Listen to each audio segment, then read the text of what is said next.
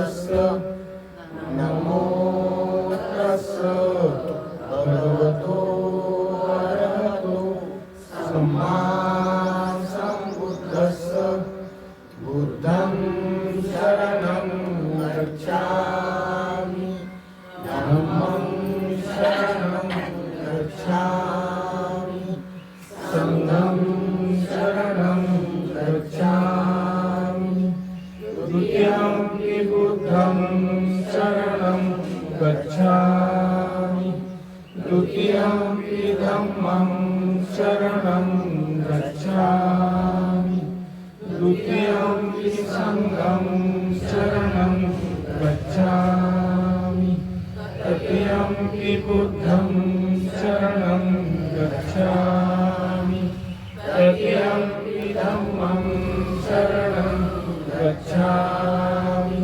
तृतीयंपि संघं शरणं गच्छामि पाणातिपाता वेरमणि सिक्खापदं समादियामि अभिन्नदाना वेरमणि सिक्खापदं समादियामि कामेषु मिच्छाचारा वेरमणि सिक्खापदं समादियामि मुसावादा वेरमणि सिक्खापदं समादियामि सुरामेरयमज्जपमाददाना वेरमणि सिक्खापदं समादियामि सर्वपापस्य अपहरणं कुशलस्य उपसम्पदां सचित्तपरियोदपनं एतं बुद्धानुशासनं साधु साधु साधु बुद्धं नमामि धम्मं नमामि संघं नमामि साधु साधु। येताना आपली रॅली रस्त्याने चालत असताना चहूबाजूनी लोक बघत होती। एक शिस्तप्रिय शांतप्रिय धम्माची रॅली शिस्तीत येत आहे। शिस्तीत येत असताना ही रॅली ज्यांच्या द्वारी आली ते दोन्ही या ठिकाणी राहणारे वयोवृद्ध व्यक्ती आहेत। उमप साहेब आणि त्यांची पत्नी हे सुद्धा वयाने वयोवृद्ध आहेत। त्यांनी ठरवलं की माझ्या घरी सुद्धा धम्म आपल्या दारी या धम्म रॅलीतले लोक आमच्या घरी यावं, त्यांचा सुद्धा पाहुले आमच्या घरी लावावी। आज आपण त्यांच्या घरी आल्यामुळे आपल्याला त्यांचं घर बघता आलं। त्यांचं घर अत्यंत किती सुंदर घर आहे। घरांमध्ये बुद्धाला चांगल्या प्रकारच्या वेगवेगळ्या ठिकाणी वेगवेगळ्या दर्जेमध्ये ठेवलेले आहे निर्माण होतं। आणि आज आपण ज्यांच्याकडे आलो ते लक्ष्मणराव, एवढ्यासाठी त्यावेळेस मजुरी पण कमी होती आणि अशा मजुरी कमी असताना घरांमध्ये खाण्यासाठी अन्न भरपूर नसताना मुलांना आधी अन्न खायला द्यावं लागतं आणि उरलं सुरलं घरातल्या महिलांनी खायचं असतं। अशाच प्रकारे रमाईची आई माता रुक्मिणी ही उरलं सुरलं ती काही खायची आणि तिच्या शरीरावर मोठा परिणाम झाला आणि रमा ही 5-7 वर्षाची असताना तिचं आई मृत्यू पावली। परंतु आई मृत्यू पावण्यापूर्वी आई तिला नेहमी संस्कार देत होती, बाळ आपण नेहमी इतरांचं कल्याणासाठी काही झालं असेल ते त्याला समजून घ्यावं, उमजून घ्यावं। त्या वयाच्या 7-8 वर्षाच्या मुलीला त्या आईने संस्कार दिलं आणि ती मुलगी लहानाची मोठी झाली। त्याच गावांमध्ये वलन गावांमध्ये त्यांचा बाप या बिमारीमधून मरण पावला आणि दोन्ही बाप आणि आई मरण पावल्यानंतर तिच्याकडे कोणत्याही प्रकारचं सहारा नसल्यामुळे तिच्या मामाने त्याला मुंबईमध्ये आणलं आणि मुंबईमध्ये आणल्यानंतर आमच्या धर्मव्यवस्थेप्रमाणे असं आहे की मुलगी 10 वर्षाची होण्याच्या आधी तिचं लग्न झालं पाहिजे। म्हणजे ती 9 वर्षाची असताना तिच्या लग्नाची चर्चा झाली आणि तिच्यासाठी वर शोधणं सुरू झालं आणि सुभेदार बापूंनी ह्या कन्येचा, या सुपुत्रीचा आपली सून म्हणून त्यांनी त्याची निवड केली आणि 4 एप्रिल 1908 मध्ये बाबासाहेबांसोबत या माऊलीचं लग्न झालं. 9 वर्षाच्या मुलीचं लग्न झालं. ती मुलगी सासरी आली. गंध नव्हता. ती बाबासाहेबाला आग्रह करायची, मला पण शिकायचंय, तुम्ही एवढे पुस्तक वाचता, मला पण वाचायचंय, तर मला शिकवा. बाबासाहेबांनी तिला शिकवलं. तिला वाचता येत होतं. तिला वाचता येत असताना एकदा काय झालं, बाबासाहेब आंबेडकर हे 10वीची परीक्षा पास झाले. 10वीची परीक्षा पास झाल्यानंतर केळुसकर गुरुजी हा त्यांना चांगला एक आदर्श विद्यार्थी म्हणून मानायचा आणि बाबासाहेबांचा सत्कार करण्याचं गावातील मंडळीने ठरवलं की हा मुलगा महारवाड्यांमध्ये चांगल्या मार्गाने पास झालाय, तर आपण याचा सत्कार करावा. ते सत्कार करण्यासाठी सुभेदारकडे आले. सुभेदारांना म्हणतात की आम्हाला तुमच्या मुलाचं सत्कार करायचा आहे. तर सुभेदार सत्कार करण्यासाठी तयार होत नव्हते. त्यांनी म्हणाला, असं मोठं काय काम केल्याने 10वी परीक्षा पास झाली, अशी कितीतरी मुलं पास होतात, अशा पास होणाऱ्या मुलांचा आपण असं काही त्याचा सत्कार केला तर मुलगा चढेल. गेलेल्या लोकांचं म्हणणं सुभेदार बापूंनी ऐकलं नाही. परंतु लोकांना माहित होतं की सुभेदारांचे मित्र हे अर्जुन केळुसकर गुरुजी आहेत. जर आपण केळुसकर गुरुजींकडे गेलो तर गुरुजींची गोष्ट ते ऐकतील. आणि केळुसकर गुरुजींनी त्यांच्या बापाला सांगितलं, आग्रह केला की या लोकांना जर बाबासाहेबांचा म्हणजे सुभेदार आपल्या भीमाचा सत्कार करायचा असेल तर करू द्या. त्यांनी सत्काराचं कार्यक्रम आयोजित केला. त्या सत्कारामध्ये केळुसकर गुरुजींनी एक पुस्तक लिहिलं होतं, बुद्ध चरित्र. आणि बुद्ध चरित्र लिहिलेलं पुस्तक हे त्या प्रसंगी त्यांना भेट दिली आणि भेट दिलेलं पुस्तक घरीच राहायचं आणि बाबासाहेबांनी याला शिकवल्यामुळे ही बुद्ध चरित्र वाचायची. बुद्ध चरित्र वाचून ती आपल्या सासऱ्यांना सांगायची बुद्धांबद्दल काय कथा कहाणी आहे, बुद्ध जीवन काय आहे, बुद्ध आपल्या जीवनामध्ये कशा प्रकारचे जीवनाला त्यागलं आणि त्यागून बुद्ध हे जनकल्याणी माणूस कसा झाला. कारण बुद्ध हा अत्यंत श्रीमंत घराचा मुलगा, एकुलता एक मुलगा, जेवढं पाहिजे तेवढं त्यांच्या घरी ऐशाराम करण्याची, जिंदगी जिण्याची एवढी मोठी ताकद असलेली संपत्ती त्यांच्या घरात होती. आणि संपत्ती असताना त्या मुलाला इकडे कुठे जाण्याची गरजच नाही. तरी परंतु एवढा मुबलक संपत्ती असलेला राजकुमार, तो राजकुमार आपल्या परिवाराला त्यागतो आहे आणि परिवाराला त्यागून तो आपला एक संन्यासी सारखा एक भिक्षू जीवन जगतो आहे आणि भिक्षू जीवन जगून जगाला एक कल्याणी मार्ग दाखवतो आहे. तो असा कोणता व्यक्ती आहे म्हणून ती चरित्र वाचत होती आणि ती आपल्या सासऱ्यांना सांगत होती. तिच्या मनामध्ये तो भाव निर्माण झाला, एक कल्याणी पुरुष असा जर जन्माला येतो तर माझा जो नवरा आहे हा सुद्धा या कल्याणी पुरुषांच्या मार्गी जाऊ शकतो. या माणसाला जशा प्रकारे यशोधरेने बुद्धाला जी पुढे जाण्यासाठी संधी दिली, बुद्धाला मोटिवेट केलं गेलं, तशाच प्रकारे मला सुद्धा बाबासाहेबांना मोटिवेट केलं पाहिजे. बाबासाहेबांना प्रत्येक अडचणी सांगितल्या नाही पाहिजे. बाबासाहेब विदेशात गेले. विदेशात शिक्षण घेत असताना त्यांचा जो मुलगा गंगाधर होता तो अत्यंत बिमार पडला. एवढा बिमार पडला की ती कुठे जावं, डॉक्टरकडे जा. डॉक्टर दवा पाणीचे पहिले पैसे न दिल्यामुळे डॉक्टर सुद्धा दवा पाणी करत नव्हता. तिने आपली जी काही मेहनत होती, मोलमजुरी करून जी काही दोरी थापून जे पैसे मिळत होते त्या पैशातून त्या मुलाचं औषध पाणी केलं. तरी परंतु गंगाधर हा काही केल्या वाचेना. अशी वाचलेला न गंगाधर, माझा जन्माला आलेला गंगाधर माझ्याकडून मरण पावला. या गंगाधराची बातमी मी बाबासाहेबांना कशी कळवू, कारण तो विदेशात शिक्षण घेतोय. विदेशात शिक्षण घेत असताना जर तो तिथून आला किंवा त्याच्या मनावर काही परिणाम झाला तर एवढ्या माझ्या व्याकुळीने बसलेल्या जनतेचं काय होईल. ती माऊली गंगाधराचा मृत्यू होतो, गंगाधराचा देह जाऊन ती मशानभूमीत जाऊन त्या देहाला अर्पित करते आणि बाबासाहेबाला पत्र लिहिते. बाबासाहेबाला पत्र लिहिताना ती पत्रात म्हणते, मी खूप प्रयत्न केले गंगाधरला वाचवण्याचा, खूप दवा पाणी करण्याचा प्रयत्न केला, परंतु मी गंगाधरला वाचवू शकले नाही. तुम्ही चिंता करू नका, असे किती येतील किती जातील. त्या माऊलीच्या पोटी जन्माला आलेला बाळ मृत्यू पावला. नवरा विदेशांमध्ये, त्या विदेशात असलेल्या नवऱ्याला ती एवढ्या प्रकारे सांगते की आपल्या पत्रामध्ये तुम्ही हळहळ करू नका, माझ्या प्रयत्नाने मी प्रयत्न केल्या. त्यानंतर त्यांचा रमेश नावाचा मुलगा, इंदू नावाची मुलगी हे बाबासाहेबांच्या पश्चात मरण पावली. बाबासाहेब बॅरिस्टरची डिग्री करून जेव्हा भारतात येतात, भारतात आल्यानंतर जेव्हा भारतामध्ये एक शेवटचा मुलगा त्यांना राजरत्न जन्माला आहे. राजरत्नावर बाबासाहेब खूप प्रेम करायचे, परंतु राजरत्न सुद्धा काही आईच्या पोटामध्ये अन्न नाही, आईकडून दूध कसं येणार, आईकडे दूध नाही, त्यामुळे त्या मुलांच्या बाळांच्या वर परिणाम झाला. बाळ सोकल्या गेलं आणि गंगाधर आपला राजरत्न सुद्धा अशाच प्रकारे मृत्यू पावला. बाबासाहेब तिथे उपस्थित होते.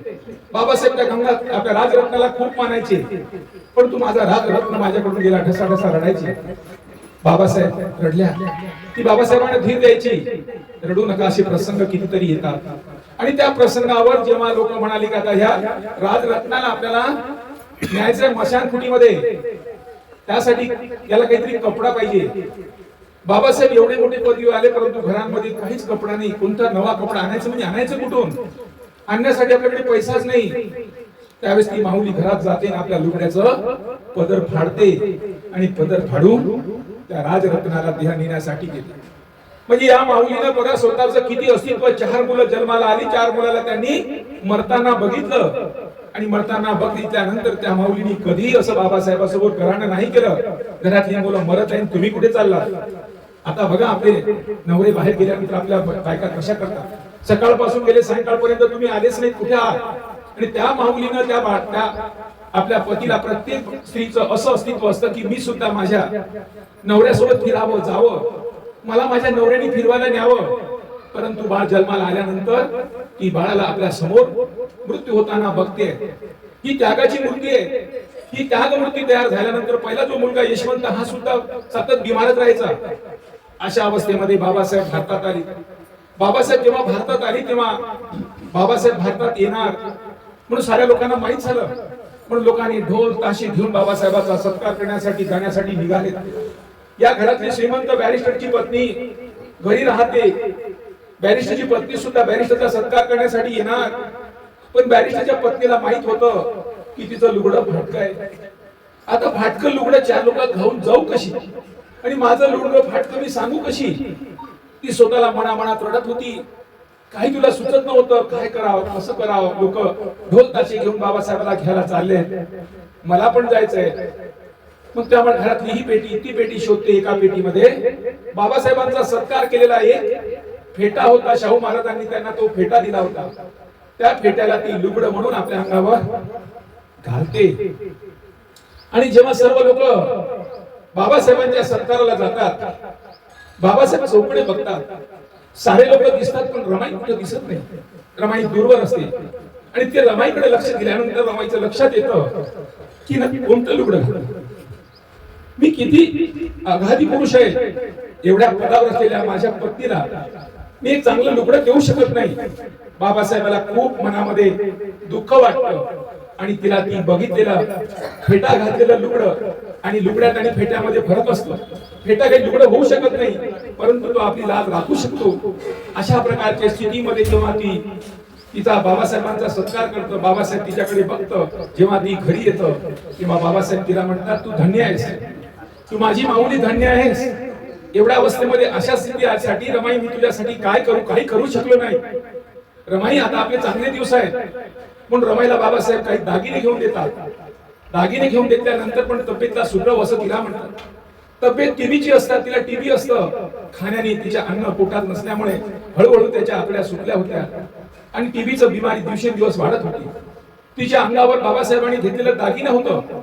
डॉक्टरांनी त्याला सल्ला दिला, भीमरावजी या रमाईला थोडस हवा पलटण्यासाठी इथून बाहेर कुठेतरी न्या. कुठे न्यावं, कारण बाबासाहेबांकडे वेळच नव्हता.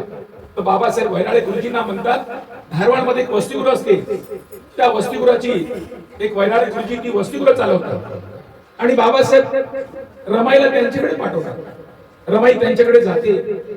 त्यांच्याकडे गेल्यानंतर 1 दिवस झाला, 2 दिवस झाला, सहज बाहेर फिरायला जाते. बाहेर एक वसतिगृह असते. वसतिगृह सर्व बंद असलेलं, काही चुलबिला दिसत नाही. तेव्हा ती चौकशी करते, वैराळे काका का बरं वसतिगृह बंद आहे. तेव्हा वैराळे काका म्हणतात, काय सांगू माई, सरकारने ग्रँट देणं बंद केलं. 2 दिवसापासून मुलं उपाशी आहेत, कारण दुकानदाराकडे जातो, दुकानदार देत नाही, पोरं उपाशी आहेत, काय करावं. त्या माऊलीनं सर्व ऐकलं आणि ऐकल्याबरोबर त्या माऊली म्हणाली की तिच्या हातात तिची दागिने होती आपले सोन्याची जी कडे त्या बाबासाहेबांनी दिली होती ती त्यांनी काढली आणि तिला म्हटलं की हे दागिने तुम्ही विका. दागिने विकल्यावर राशन आणलं आणि राशन आणून तिला ती स्वतः प्रत्यक्ष बिमार असलेली माहुली ती स्वतः जेवण करते. जेवण तयार करून ती सर्व मुलांना खाऊ घालते. ती इतके दिवस 2 दिवस उपास असलेल्या मुलांच्या पोटात जेव्हा अन्न जातं तेव्हा ते मुलं म्हणतात ही रमा नाही, आमची रमाई आहे. रमाई हा शब्द जो आहे त्या मातेला जो शब्द दिला ती तिथे मुलांनी दिलं. दागिन्यासाठी झडणाऱ्या कितीतरी स्त्री आहे आणि त्या माऊलीनं आपलं स्वतःचं दागिनं अर्पित केलं आणि त्या मुलांच्या 2 दिवशी उपास असलेल्या मुलांना ती त्यागला. म्हणून त्या माऊलीला आपण वारंवार म्हणतो त्यागाची मूर्ती आहे. ही रडणारी नाही, लढणारी आहे. ही शोक न करणारी, शोक न करणारी, शोकावरती दिशा देणारी अशी ती माऊली आहे. त्या माऊलीनं हे त्याग आपल्यासाठी फार आदर्शाचं केलेलं आहे.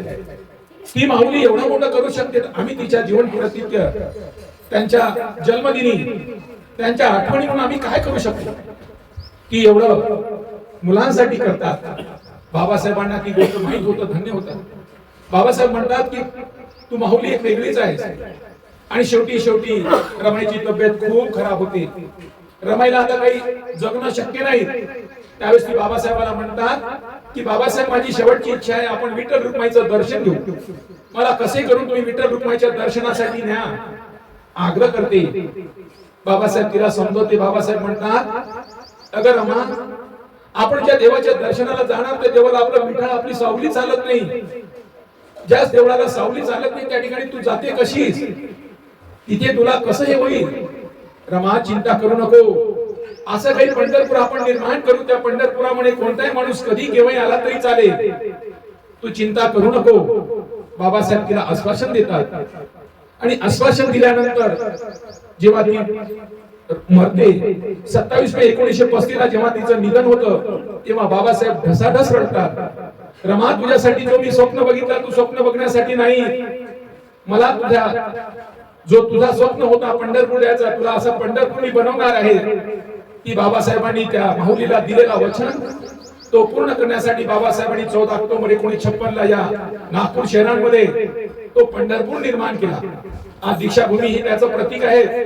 या दीक्षाभूमीला कोणी कधी या पंढरपुरांमध्ये कोणालाही कधी येण्यासाठी कोणताही दार बंद नाही. स्त्री असो, पुरुष असो, लग्न असो, खुळा असो, कोणत्याही जातीचा असो, कोणत्याही धर्माचा असो, तो केव्हाही येऊ शकतो. असं त्या माऊलीला दिलेला वचन बाबासाहेबांनी पूर्तता केली. त्या बुद्धाला बाबासाहेब त्या बुद्धाला मानतात. त्या बुद्धाला नतमस्तक होतात आणि तो बुद्धाचा मार्ग तुम्हा कल्याणासाठी आपल्याला दिला. बाबासाहेबांनी 2 पंढरपूर बनवली. दीक्षाभूमी दिली आणि चैत्यभूमी दिली. चैत्यभूमीला जाऊन ते स्मरण करू शकता. दीक्षाभूमीला जाऊन दिशा घेऊ शकता. असा दिशा देणारा मार्ग या माऊलीला मिळाला आणि त्या माऊलीला मिळून फक्त माऊलींचं कल्याण न करता आज आमचा सर्वांचं कल्याण करण्याचा मार्ग त्यांनी दिला. म्हणून ते बाबासाहेबांना जेव्हा बुद्धाला ऐकत होती, बुद्धाला वाचत होती, तेव्हा तिच्या मनात तीच भाव होता की माझा सुद्धा पती हा बुद्धांसारखा झाला पाहिजे. म्हणून आज बाबासाहेबांना आपण बोधिसत्व म्हणतोय.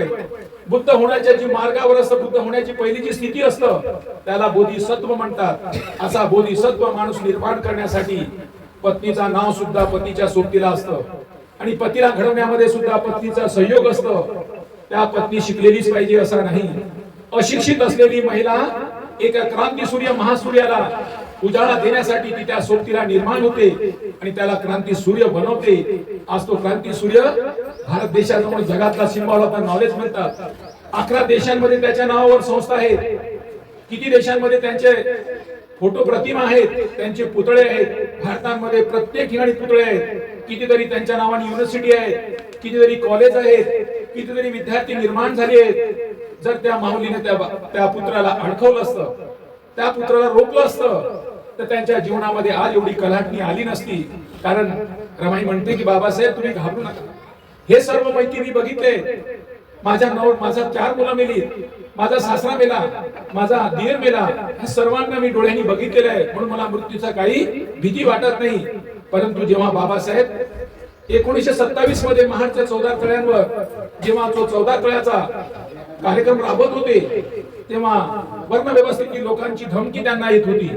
काय धमकी येत होती? हे आंबेडकर नावाचा कोण आहे, हा आंबेडकर नावाचा काय करतोय, याला आपण मारलं पाहिजे. जेव्हा रमाईच्या कानावर ही गोष्ट आली की बाबासाहेबाला लोक धमकी देत आहेत, बाबासाहेबाला मारण्याची धमकी देत आहेत, तेव्हा ती माहुली रात्री झोप नाही यायची. बाबासाहेब जेव्हा जेव्हा कार्यक्रमाला जायचं तेव्हा ती आग्रह करायची की मला सुद्धा तुमच्या सोबतीला येऊ द्या. आणि महाडच्या 14 तळ्यावर जी लोक होती त्या लोकांच्या जेवणाची भोजनाची व्यवस्था तिने केली. तेव्हा बाबासाहेबाला माहित झालं की ही माऊली सुद्धा त्या तरकीने त्या येणे कामाला जोमाला येतात. म्हणून जेव्हा 1930 चा तो काळाराम मंदिराचा सत्याग्रह होता त्यावेळी जबाबदारी तिच्यावर दिली. त्यानंतर बाबासाहेब गेल्यानंतर जरी बाबासाहेब हा 1930 चा काळाराम मंदिरांचा जो सत्याग्रह चालू होता, बाबासाहेब विदेशात होती.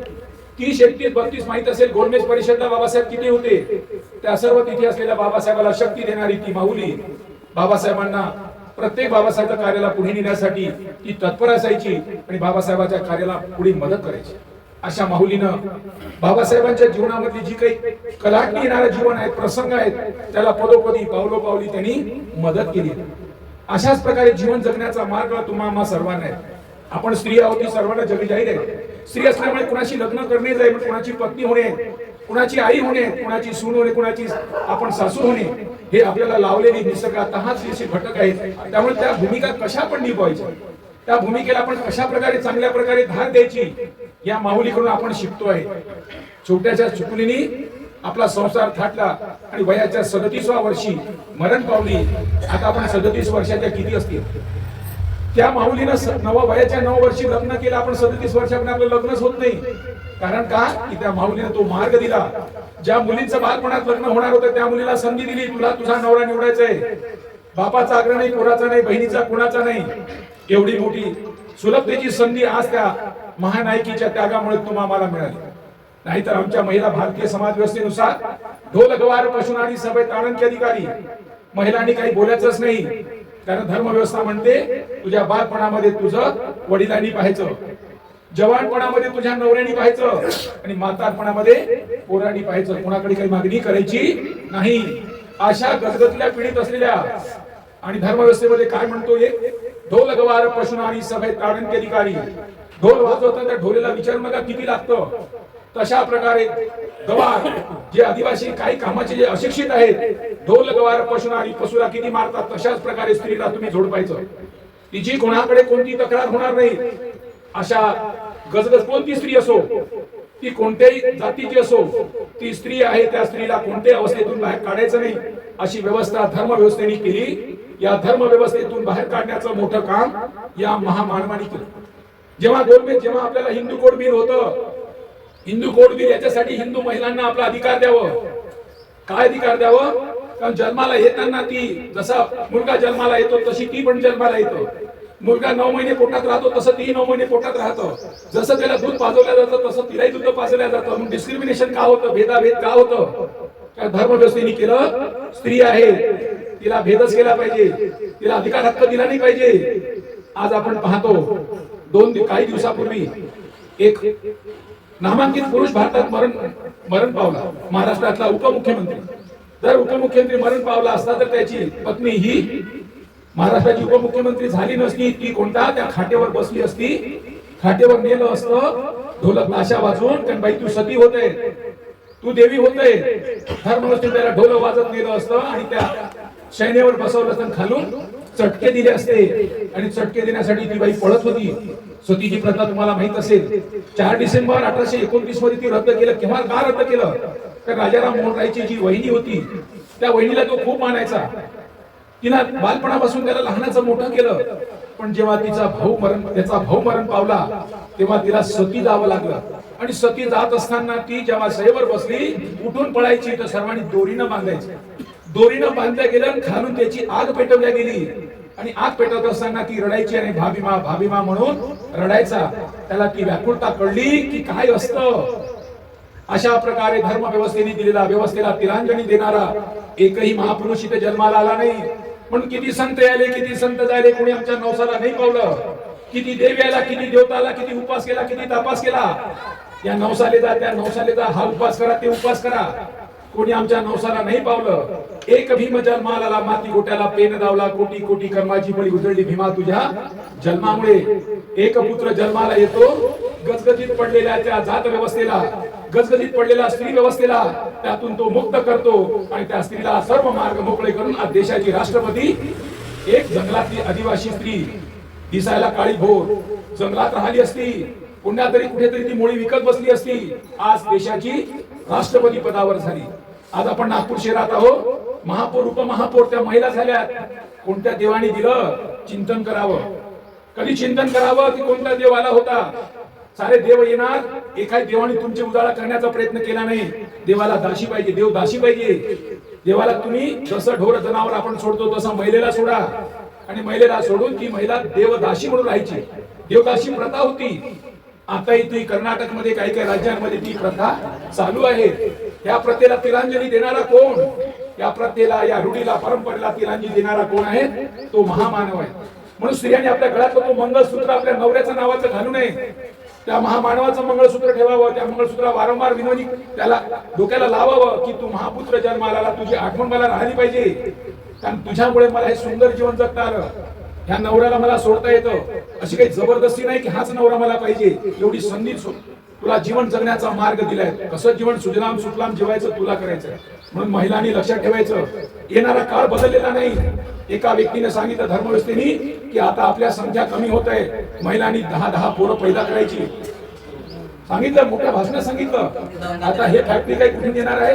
कोणत्या स्त्रीला आई व्हावंच लागेल. आई झाल्याशिवाय जन्माला येणारच नाहीये. म्हणून आपल्यावर लादण्यासाठी ह्या स्थिती निर्माण करत आहे. म्हणून शिकल्याशिवाय तुमची प्रगती नाही. तुम्हाला एक चाल समजणे गरजेची आहे, तेव्हा तुमचा कल्याण होईल, तर अकल्याणी मार्ग होईल.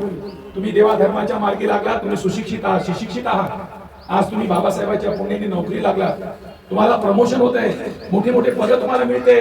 हे कोणते देवा धर्माने नाही दिलं.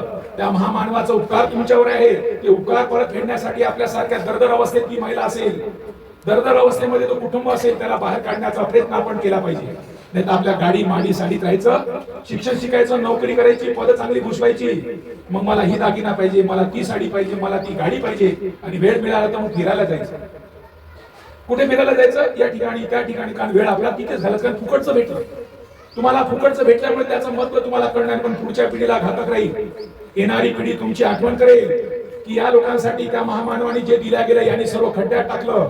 म्हणून तो महामानवाचा विचार आपल्याला उजाळा द्यायचा आहे. परत ती दिसती आपल्यात यायला नको, आपल्या मुली बाळींवर यायला नको. म्हणून आपल्याला जागृत राहणं गरजेचं आहे. डोक्यात बाबासाहेबांचा विचार घेणे आहे, कारण बाबासाहेबांचा विचार तुम्हाला भविष्यात 100 कोटी पर्यंत पुरणार आहे. एकदा एका ठिकाणी काय झालं, मी कॉलेजला शिकवतोय, विद्यार्थ्यांनी एक उदाहरण दिलं. एक उदाहरण असं दिलं, एकदा काय झालं की मुलांची परीक्षा घ्यायची होती. मुलांची परीक्षा घेत असताना त्या मुलांना सांगितलं, बाबा रे हे सिलेबस आहे, ह्या सिलेबस मध्ये तुम्हाला, या सिलेबस नुसार तुम्हाला पेपर दिला जाईल आणि पेपर 100 मार्काचा आहे. आजपासून 1 महिन्याला तुम्हाला ती परीक्षा होईल. त्या सर्व विद्यार्थ्यांनी वाचन करायचं. वाचन करण्यासाठी दिल्यानंतर त्या सिलेबस नुसार त्या पोरांनी वाचन केलं. ठरल्याप्रमाणे 30 तारखेला परीक्षा घेण्याचं ठरलं. त्या ठिकाणी त्या दिवशी परीक्षा घेतली. परीक्षा घेतल्यानंतर ते पेपर तपासले. पेपर तपासल्यानंतर काय झालं, कुणाला 20 मार्क, कुणाला 30 मार्क, कुणाला 40 मार्क, कुणाला 39, 45, 46. 99 पोरांचे 100 पैकी 99 पोरांचे मार्क हे 45 मार्काच्या कमीच. एका पोराला 100 पैकी 100 मार्क. एक मुलगा कसा होता, 100 पैकी 100 मार्क. सर्वांना पेपर दिली आणि पेपर दिल्यानंतर दाखवते त्यांना, हे पेपर बघा, याला 100 पैकी 100, याला किती मिळाले 42, याला 43, याला 44. आता 100 पैकी 100 प्रश्नाची उत्तर देणाऱ्यासाठी सर्व प्रश्नाची उत्तर कुठे मिळाली? 100 पैकी 100. बाबासाहेब 100 पैकी 100 आहे. तुम्ही कोणालाही मानलं, कबीर जाणलं तरी तिथं, ज्योतिबा जाणलं तिथं, बुद्ध जाणलं तरी तिथं, किती संत मानले तरी सर्वांचा सार कोणाकडे निघतो? बाबासाहेब. एक बाबासाहेब जर मानला तुम्ही तर सर्व प्रश्नाची उत्तर तुम्हाला मिळतात. राम जन्मभूमीचा रामाचा प्रश्न कोणाकडे गेला? बाबासाहेबांनी भारतीय संविधानामध्ये, संविधान म्हणजे कायद्यांमध्ये, म्हणजे सारी प्रश्नाची उत्तर कोणती? आता देवधर्माची जेवढे काही प्रकरण चालू आहे ते सर्व कायद्याच्या चाकुरीत आहे. बाबासाहेब कसे कायद्याचे बंधन आहेत. म्हणून आपण लक्षात ठेवा, माझा मुलगा बाबासाहेबांसारखा झाला पाहिजे, माझ्या मुलांवर मुलींवर संस्कार बाबासाहेबांचे झाले पाहिजे, कारण बाबासाहेब 100% प्रश्नाची उत्तर आहे. तुम्हाला कोणालाही मांडलं तर अर्धे प्रश्न भेटतील, अर्धे उत्तर मिळतील, पण बाबासाहेब हे सर्व प्रश्नाची उत्तर आहे.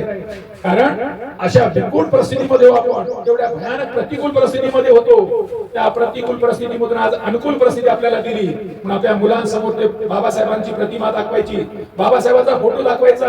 हा फोटो बघ बाबा, कारण हे प्रतिकूल परिस्थितीमधून अनुकूल परिस्थिती आणणारा, कठीण परिस्थितीतून आपल्याला बाहेर काढणारा कोण असेल तर हा प्रतिमा आहे. म्हणून आपल्या मुलांसमोर, मुलीसमोर, आपल्यावर आलेल्या संकटाच्या समोर आपण तेच बघायचं की या महापुत्रांचं, या महासूर्यांची सावली आमच्यावर पडत राहावी, आमच्या घरावर पडत राहावी, आणि या सावलीच्या छायेत सर्वांनी राहावं अशी आपण त्यांच्याकडून अपेक्षा करू. आज आपण ज्यांच्या घरी आलो आहोत हे खरं आहे. उमग लक्ष्मणराव उमग या घरी येण्यामागचा हाच हेतू आहे. हे धम्मजीवन जगतात. आपण सर्व आपण आपल्या धम्म रॅलीचा किंवा धम्म आपल्या दारीचं काय आयोजन करतो, काय येतोय, आपण त्यांच्या घरापर्यंत जावं. कारण आपण त्याच्या नात्यात नाही, गोत्यात नाही, नात्या गोत्यात असतो, आलो असतो, परित्राण पाठ आहे, लोक नाही. आता आपण अडोशी पडोशी दूरदूरची माणसं बोलवलं तर लग्नात बोलवलं असतं, लग्नात ते दूर गेलो असतो, घरात येऊन दिलं असतं का आपल्याला? या धम्म रॅलीने त्याच्या घरात आणलं. आता तुम्ही घर पाहू शकता. बाबासाहेब म्हणत होते घरांमध्ये म्हणजे खंडोबार बाहेर बुद्ध चालत नाही, बुद्ध आतही पाहिजे बाहेरही पाहिजे. कारण डुप्लिकेट माणूस नाही चालणार. कारण दोन तबल्यावर ढोल वाजवली तर तो इकडचा कामाचा नाही, तिकडचा कामाचा नाही. तुम्हाला पाहायचंय खरे बौद्ध कसे आहे. तिथेही बौद्ध आहे, इथेही बौद्ध आहे, भिंतीवर बौद्ध आहे, आतमध्ये बौद्ध आहे. आणि बौद्ध माणूस सर्व महामानव घरी आणतो. कारण त्याच्या घरी बघा तुम्ही, कबीर आहे, ज्योतिबा आहे, सावित्री आहे, फुले आहे, आणि बाकीच्या घरी एकच दिसते. कारण जेव्हा जो माणूस बुद्धाच्या मार्गावर झाला तो सर्व महामानव आपल्या घरावर भिंतीवर टाकतोय. आज काय बदल झाला? बापू शिकला, शर्टिंग शूटिंग मध्ये आला, घर डेंटिंग पेंटिंगचं बनवलं. नाही तर बापू झोपडीत असतात, लंगोटी घालून फिरत असतात. म्हणजे बाबासाहेब आणि बुद्धाच्या मार्गी, बाबासाहेबांच्या मार्गी आल्या म्हणून तो माणूस फाटक्या कपड्याचा, सुटा बुटात आला, झोपडीतला डेंटिंग पेंटिंग करलेला घरात आला, गाडी बंगल्यात राहू लागला, दोन पैसे हातात आली. असं अमूल्य कार्य त्या विचाराने केलं, त्या दिलेल्या संधीचं सोनं केलं. कारण लक्ष्मणरावच्या बापाला संधी नाही मिळाली. जरी तो महाराजाच पोरगा होता, तो एससी मध्ये येत होता, पण त्याला संधी मिळाली नाही. बाबासाहेबांनी त्या जातीला त्या प्रवर्गात टाकलं, त्या प्रवर्गात ती संधी मिळवली. त्याला काही माहित नसताना संधी घरी धावून आली, धावून त्याला नोकरी मिळाली, आणि नोकरी मिळाल्यामुळे त्याने त्याच्या जीवनामध्ये सफलता आणली. जात घेऊन जन्माला येणं कठीण आहे. जातीचं संगोपन, जातीला घेऊन येणं, जातीतून सन्मान निर्माण करणं, कारण देशाला जातीचा मोठा रोग आहे, जातीचा मोठा रोग आहे. या रोगाला मुक्त करण्यासाठी कोणताही महामानव जन्माला नाही आला, फक्त तो टाळ मृदंग ठोकत गेला. आहे तिथंच राहा, तुझ्या जीवनात बदल होणार नाही. थोडस बदल तिथेच कर. महाराजा पोरांनी थोडी महालगिरी सारखं राहावं, बुद्ध मांगाच्या पोरांनी महालगिरी सारखं पुंगीच वाजवावी. तो त्रिपुराचा पोरगा तेच करत राहा. आज भक्तीबेड नावाची पोरगी माहिती आहे? हत्तीबेड कोण झाली ती? उपमहापौर. काय बाई कुठे जाऊन बसली झाडूवाली. म्हणजे एवढी क्रांती तुमच्या या धम्मान याच्यामध्ये आहे. म्हणून धम्म ऐकला पाहिजे, धम्म वाचला पाहिजे, बाबासाहेबाला बघितलं पाहिजे. तुमचा कल्याण आहे, तुमचा नुकसान नाही आहे. नाही तर देवाची करणी, नारळात पाणी सर्व देवानी दिलं. गणपती चालते, 7 हातावाली देवी पण चालते, पण तसं पोरगा नाही पाहिजे, तशी पोरगी नाही पाहिजे. म्हणजे बुद्धासारखा, बुद्धाकडे बघितल्यानंतर असा पोरगा असावा, मुलगी अशी असावी. जेव्हा बुद्धाकडे पाहिल्यानंतर त्या महिलांच्या मनामध्ये भाव निर्माण होतो की माझा पुत्र कसा निर्माण व्हावं असा. शेवटी एक गोष्ट सांगतो. एक महिला बुद्धांकडे आली आणि बुद्धाला काय म्हणते की मला तुमच्याशी लग्न करायचं नाही. अरे बुद्ध म्हणाले काय भानगड?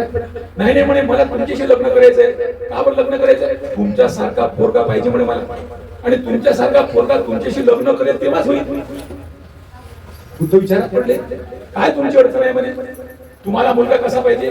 का बरं माझ्यासारखा पाहिजे? आणि तुम्हाला जगवत नाही, तुम्ही दिसायला खूप सुंदर आहात म्हणे, तुम्हाला पाहिल्यानंतर कोणत्या स्त्रीचं मन मोहित होते म्हणे, ना असा मुलगा माझ्या पोटी जन्माला यावं त्यासाठी मला तुमच्याशी लग्न करणं गरजेचं आहे. बुद्ध विचारात पडले. बुद्ध म्हणाले बरं तुमची एवढी समस्या, तुम्हाला कसा मुलगा पाहिजे? माझ्यासारखा सुंदर, माझ्यासारखा जगमान्य, मला जग मला मानतं असं म्हणायचं ना. आपण असं करू, मी तुमचाच पुत्र होऊन जातो. म्हणजे बुद्ध त्या महिलेला म्हणाला की पुत्राला लग्न करायची गरज नाही, मला तुमचा पुत्र समजून घ्या.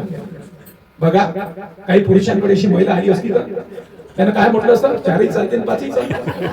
म्हणजे एक व्याकुळतेचा माणूस समुद्रांमध्ये जाणारी, सागरमध्ये एवढी मोठी जी जहाज असतं, पण त्या जहाजामध्ये थोडंसं पाणी येऊ देण्याचा प्रयत्न नाही करत, ही त्याची प्रगल्भता. एवढे मोठे महामानव बुद्धांवर कोणी चाल शितोडा, कोणी सांगावं की बुद्ध असा आहे. तुम्ही बुद्धाला मानल्यामुळे तुमची बुद्धी विकसित झाली, तुमची बुद्धी विकसित झाल्यानंतर त्या माणसाला तुमची बुद्धी विकसित नको आहे म्हणून बुद्ध म्हणतात. तुम्हाला कोणी काय म्हणते? ते बुद्ध आहे म्हणते. बुद्ध शब्द कुठून आला? त्या बुद्धाला आपण मानतो म्हणून. तो शब्द आला नसता. म्हणजे जो तो माणूस बुद्धाच्या मार्गावर जाईल, बुद्धीचा विकास करेल, तो बुद्ध आहे. पण तो बुद्धच आहे म्हणजे काही कामाचा नाही, म्हणजे कामाचा नाही. यासाठी त्याला दिलेली उपाधी कोणती आहे? बुद्धू. बुद्धू कुठून आला? बुद्धाला तुम्ही मानता म्हणून बुद्धाचा विकास होऊ नये, बुद्धाच्या दिशेने जाऊ नये, परंतु बुद्धाच्या दिशेने झाले आपण सर्व माणसं प्रकल्प झालो. आज आमची बाई उभी राहिली, टनाटन बोलते, आमच्या ओबीसीच्या बाहेरकडे पहा, खाली मान घालते. मी नाही बोलत, तयार नाही, कारण ज्ञानाचा खतरा नाही. आमची मुलगी कोणती बाई पहा, कुठे उभं करा, प्रत्येक स्थितीमध्ये ती सामना द्यायला. आमचा मुलगा उभा करा, आमच्या मुलीला उभं करा, आमच्या ओबीसीच्या कोणते पोराला उभं करा, मागा मागं पडते. कारण त्याचे तसे संस्कार माहितच नाही. कारण म्हणून विहारात जाणे, म्हणून प्रबोधनाचे मार्ग निघणे आहेत. आपल्या जीवनामध्ये जो काही बदल झाला, ह्या प्रबोधनातून बदल झाला. असे प्रबोधनी मार्ग आपण निवडलेले आहेत म्हणून आपल्या बुद्धीचा विकास झाला. आपली बुद्धी इतरांनी पाहावी. आणि रमाईचा कालचा जो त्यांचा जन्मदिवस होता, जयंती होती, 127वी जयंती निमित्त माऊलींना आपण सर्व आपल्या शुभेच्छा देऊ. आणि माऊलीच्या त्यागाचा जो प्रतीक आहे, ती त्यागमूर्ती आहे, रडणारी नाही ती लढणारी आहे. अशी लढणारी माऊलीचा आपण स्वतःवर घेणे आणि आपापल्या भूमिका, ज्या ज्या भूमिका आहेत ती भूमिका आपण कशा प्रकारे निभू आणि ती भूमिका कशी आदर्श असेल. मी मुलगी आहे, वादच नाही, पण लग्न केलं तर कोणाची पत्नी झाली ना. आता पत्नी झालीच आहे तर पत्नीची भूमिका निभवायची. आता पत्नी होऊन आई झाली, आईची भूमिका निभवायची. लग्न झाल्यामुळे सून झाली, घरी असली लग्न नाही झालं, झाली असली का सून. करूच नको बाई, लग्न केलं तर तुला त्या भूमिका निभवावं लागेल. कारण इतरांसाठी निसर्गात जे आपल्याला मिळालं त्याला आपल्याला संगोपन करावं लागेल. त्या करण्याची भूमिका आपण त्यागमूर्ती त्या माऊलीकडून शिकायचं. आणि ती सासू होताना तिला बघता नाही आलं, पण आई होताना तिनं बघितलं, आणि पत्नी होताना, सून होताना आपली भूमिका निभवली. अशा भूमिका निभवणाऱ्या त्यागमूर्ती त्या रमाईला आपण त्यांच्या जन्मदिनानिमित्त शुभेच्छा देऊ. आज आपण त्यांच्या घरी आलो आहोत, कशासाठी आलो? त्यांचा आपला परिचय व्हावा. म्हणून मी लक्ष्मणराव उमप सरांतील कुटुंबातील मंडळींना विनंती करतो, त्यांनी पुढे यावं आणि त्यांचा परिचय लोकांना द्यावा. या पालन गाथा घ्यायची आहे. सब पापस अकरणं कुशल स उपसंपदा सचित परियोदपनं एतं बुद्धान शासनं धम्मं चरे सुचरितं नतं दुचरितं चरे धम्मचारी सुखं सेति अस्मि लोके परमच न तावता धम्मधरो यावता बहुभासति योच अम्बम्बि सुत्वान धम्मं कायेन पश्यति सवे धम्मधरो होति योच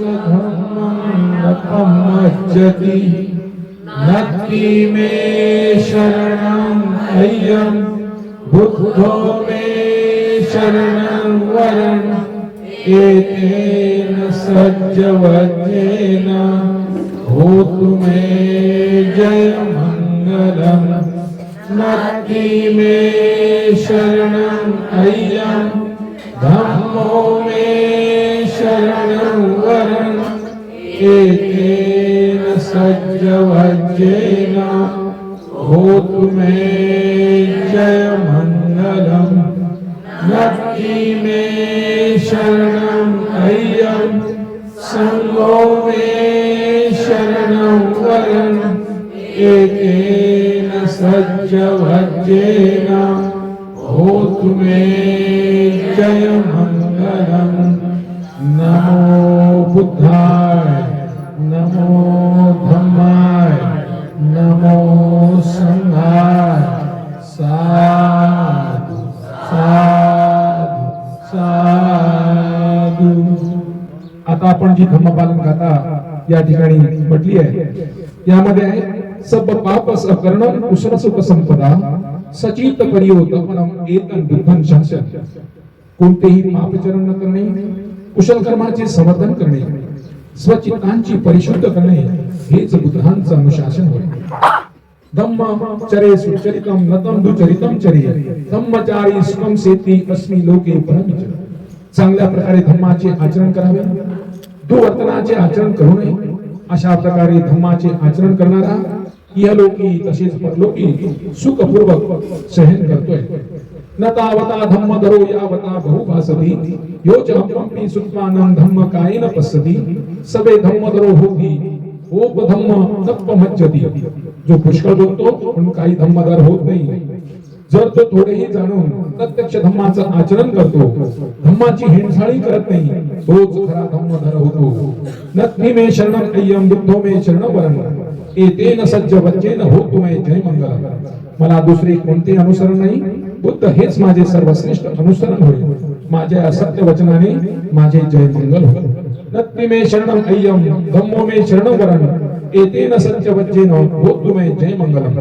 मला दुसरे कोणते अनुसरण नाही, धम्म हेच माझे सर्वश्रेष्ठ अनुसरण होईल. माझ्या या सत्य वचनाने माझे जय मंगल होईल. नत्थि मे शरणम अय्यम संगो मे शरणं वरम एतेन सज्ज वच्चेनम होतु मे जय मंगलम.